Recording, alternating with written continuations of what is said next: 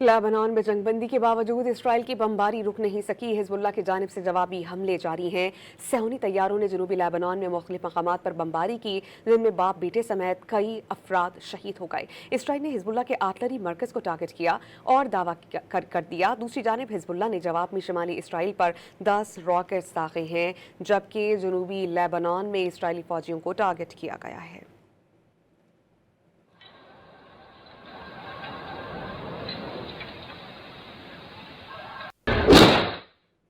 Lebanon में जंगबंदी के बावजूद इसराइल की बमबारी रुक नहीं सकी। हिजबुल्लाह की जानिब से जवाबी हमले जारी हैं। सैन्य तैयारों ने जनूबी लेबनान में मुख्तलिफ मकामात पर बमबारी की, जिनमें बाप बेटे समेत कई अफराद शहीद हो गए। इसराइल ने हिजबुल्लाह के आर्टलरी मरकज को टारगेट किया और दावा कर दिया। दूसरी जानिब हिजबुल्लाह ने जवाब में शुमाली इसराइल पर 10 रॉकेट्स दागे हैं, जबकि जनूबी लेबनान में इसराइली फौजियों को टारगेट किया गया है।